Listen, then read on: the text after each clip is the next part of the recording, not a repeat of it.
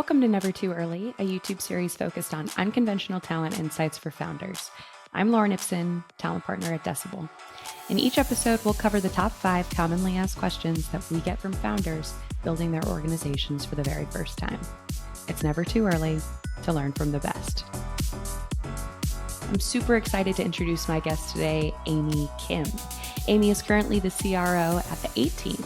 The A.Team has become my absolute go-to for all things contract hiring, and they have also become the go-to for 500 plus additional tech companies, including Lyft, McGraw-Hill, Grindr, LifePoint Health, and many, many more. So with that being said, my friend Amy is more than qualified to answer the top 5 commonly asked questions that we get from founders wondering if they should hire contractors for the very first time. Okay, Amy, welcome to the show. Thank you for joining. Thanks for having me, Lauren. I'm so happy you're here. Okay, so I would love to start by you sharing with the listeners a little bit about yourself, your background, and what ultimately brought you to A.Team. Awesome. Thank you so much. So my name is Amy Kim. I'm the Chief Revenue Officer here at A.Team. Started off my career in the 90s when the internet was born. I came to A.Team because for the last a decade or so, the success for me or for organizations I've worked with have been around people. And I felt that A.Team had a value proposition that was really of future state, which is understanding what is the work that needs to be done and who are the people or the talent that we need to get the job done. Cool. And that kind of bridges into what we're going to talk about today, which is all things hiring contractors and when it really makes sense to bring folks into the fold that maybe aren't going to be there for the long haul, but can get you started and help you iterate and build. And so I want to start with that question in particular. Talk to me about when you feel the best time to hire contractors would be as opposed to hiring full-time employees and what you feel the pros and cons to both are. Sure. So it's interesting because contractors, in the traditional sense, have been perceived to be folks that are temporary or perceived to be folks that are not as vested. And I think there is some stigma around that. But as we look at the gig economy, what we're realizing that more and more talent are looking for flexibility in how they work and what they work on. And if you look at sort of the surveys that are happening towards the millennials to the Gen Zs, people want to work on mission-driven projects. And so to the sort of the perception of contractors is starting to shift a little towards are people what are the types of employment people are looking for. So I think that's one change. Contractors are super helpful just pragmatically when you're not really sure about the future state of the company or future state of the project or future state of the talent that you need. It brings elasticity to the investment, right? So you may want to invest in a big way for a few years and then see how the project goes or ramp down. And if you have a full-time employee, it's extremely hard to ask someone to come on board for 2 to 3 years and then at the end of that sort of investment phase, ask them to leave. And candidly, that's why we see a lot of um, terminations, right? And so if you were to bring on contractors that are highly equipped and understand the time commitment, it actually brings a lot more stability to organizations, especially for full-time employees where you're not going to have to go through terminations and downsizing as we see in the market quite traditionally, rampantly right now. Some cons to that, I think, the traditional mindset of they're not vested or they're not reliable, right, are probably the biggest challenges that employers face today. But I think my advice to organizations like that is to help to onboard your contractors in a meaningful way where they feel vested. And it's as simple as including them into team meetings, right? Setting the expectation for them as if you set for your own employees. Many times contractors are brought in, but kind of left in a silo to deliver outputs, but not really understanding what the protocols are, how to communicate, how to attend meetings. Can they speak up and actually voice their ideas? And so if you're able to bring them in as a part of the journey of the project or the team, you will see higher levels of performance from the contractor, as well as a much more willingness and accountability around the work that they deliver. Hmm. Hmm.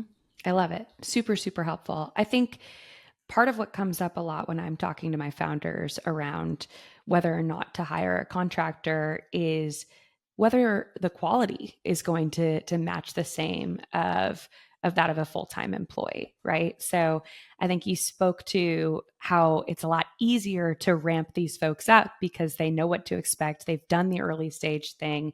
They've been pre-vetted by the A-Team. Yeah. But talk to me a little bit about how you're pre-vetting, so how these folks are getting into the program, Yep. and then also how you guys are ensuring that the quality remains as high as possible. Yeah, no, that's a great question. And one of the exciting things about A-Team that I found when I was joining the company and what intrigued me is just the caliber of the talent in our ecosystem. So A-Team was really built by builders. And so we only um, invited these builders that were from referrals. So folks that our existing builders had worked with. So that was validation number one. A second, because most builders that are highly talented only want to work with highly talented engineers. The second piece was that we not only just accept them through the referral, we actually go through a pretty stringent evaluation process which is ingenious. We start with engineers vetting out engineers. If you look at a traditional sourcing or a hiring model, who are the first people that talk to candidates?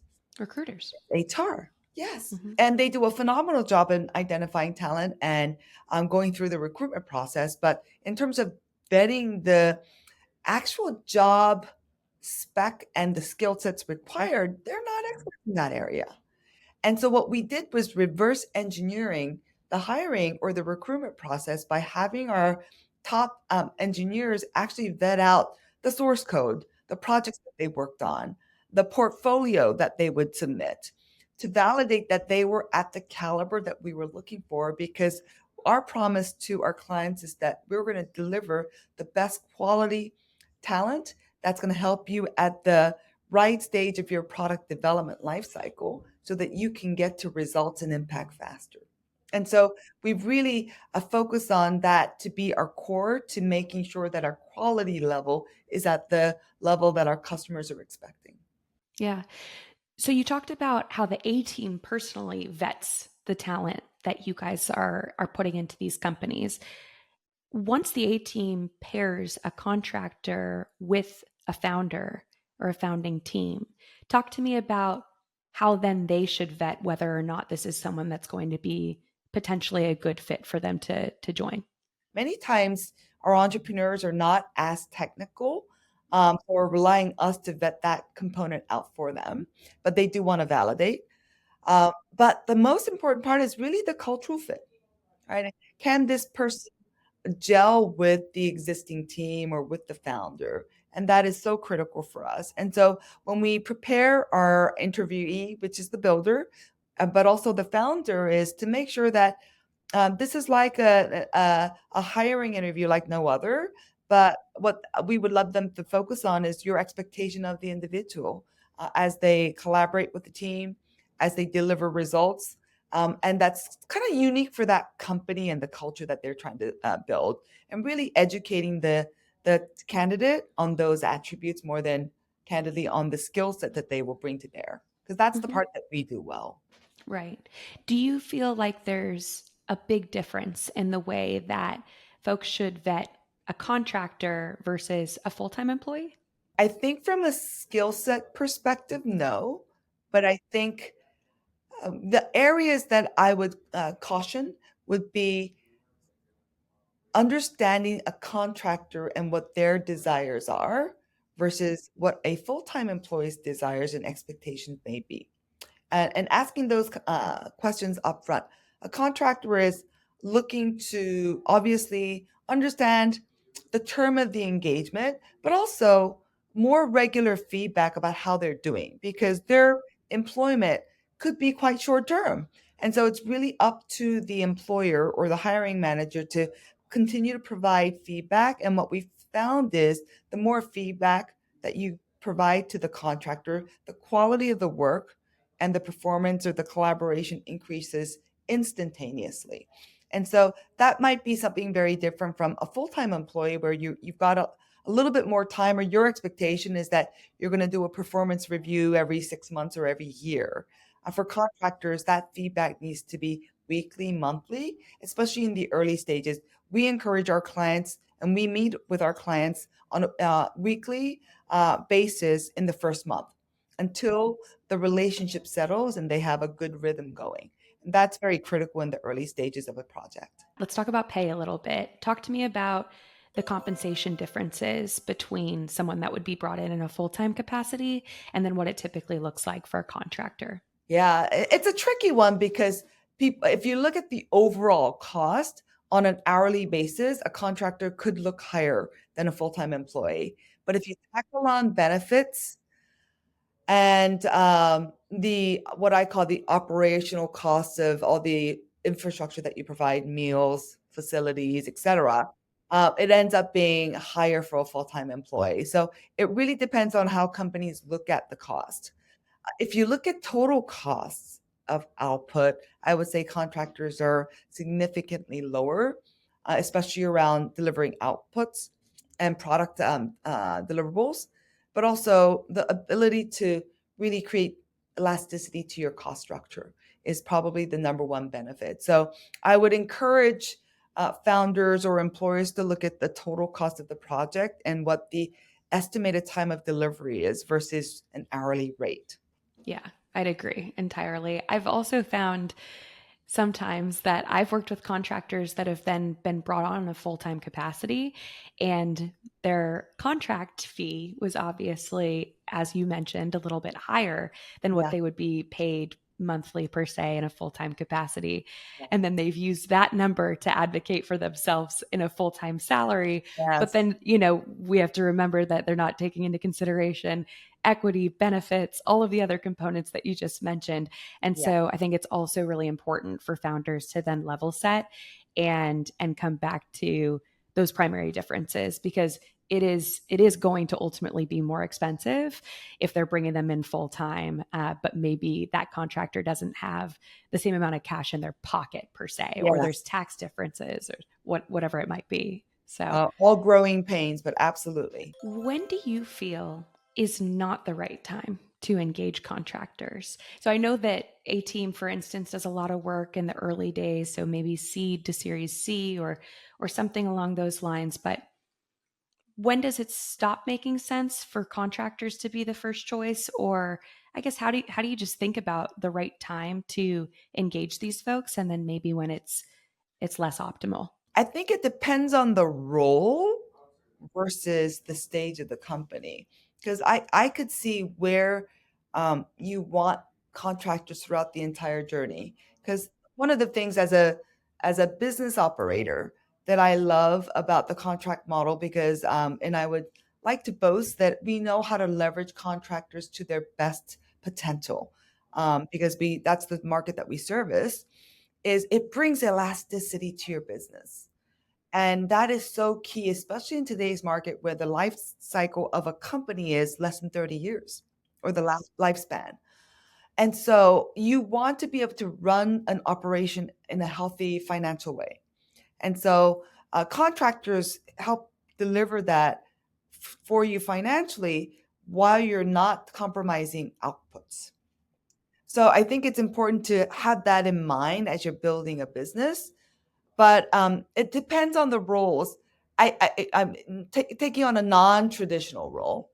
I don't think I would bring in a salesperson as a contractor because I'm looking for longevity. Sales cycles could be months to years, and you do want that sort of reliability as well as the payout Yeah, actually may totally. come at the end of that journey versus on a monthly basis. Hmm. Right? So there are certain roles where you're going to have to make that upfront investment, both from the company side, but also from the employee side as well, to Hmm. deliver results. And so those are probably not optimum contract roles, right? If you Yeah. can get a 1099 to sell for you and that not get paid until the end, good luck, but I see very few people that are willing to do that. So Yeah, I personally have come into some some of the aftermath that's happened from maybe some top of funnel BDR type support that's in a contractor capacity, and I personally have yet to see a successful outcome in my own experience. But I think, yeah, if you're focusing on the technical side of things, and these are individuals that are all kind of working on a similar goal or working on a project, that feels like a more desirable outcome. So it sounds like less around stage of a business from your standpoint, more around the actual outcome you're solving for with these individuals. yeah, it's more functional in nature. Yeah. Yeah, this has all been super helpful. Talk to me a little bit about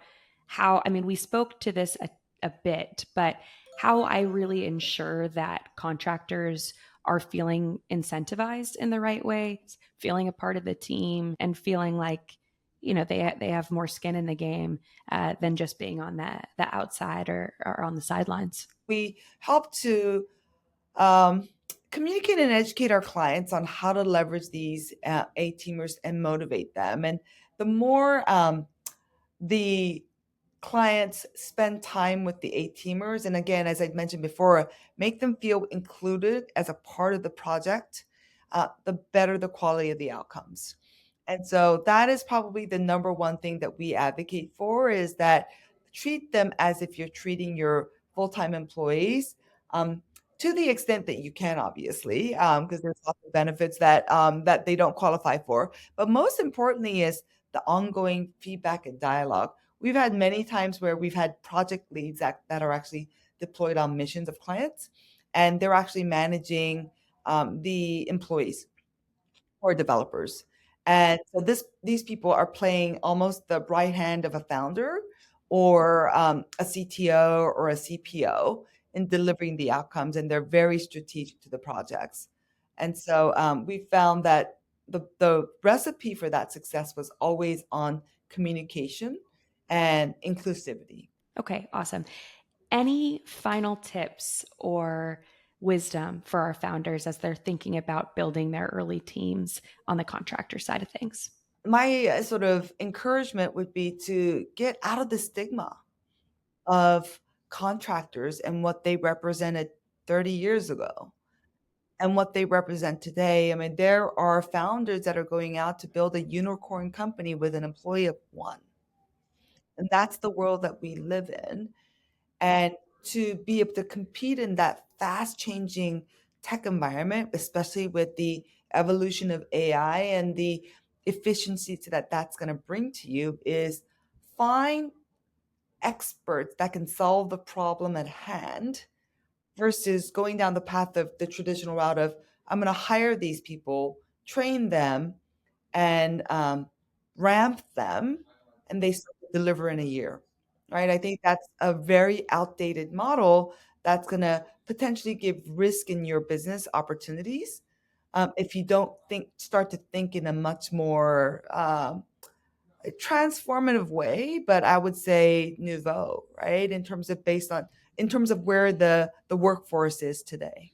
Yeah, I completely agree. I mean, I think, look, contractors have kind of struggled to uh, beat the stigma. I think recruiters have also been put in similar buckets. So I've found that I've had kind of an uphill battle as I've been trying to prove myself in a space where, there's reasons that some of these different, specific spaces in tech have maybe a negative connotation, because I don't think historically it's all been done right. I think that um, there's been a lot of experiences that I've personally had with contractors that were underwhelming, or they haven't worked out, or they weren't onboarded in the right way, or they weren't incentivized to really feel like an extension of that team. And therefore, you're not going to get the right outcomes, right? So I think that's why it was so important for me to have you on today to talk through if this is a route you want to take. I have seen so much success for our early founders and accelerated builds and really leveling up the founding team from contractor support. But it's how you go about it, and it's the types of people that you bring in the early days that are really the most important part. I think you've nailed it. This notion of blended teams or bringing in contractors and uh, learning how to actually leverage them to their fullest. I think there is some best practices around that we're happy to share with those founders that are interested. That is our expertise and helping you ramp teams to deliver outputs and outcomes quicker. So, I see more and more organizations headed in that direction. Yeah, I agree. Cool. I cannot thank you enough, Amy, for hopping on. This has been so insightful, so incredibly helpful, and I think will be very eye-opening for a lot of our early founders. So thank you so much. Well, thank you for having me, Lauren. Yeah, my pleasure. And thank you all for tuning in to Never Too Early. More to come soon.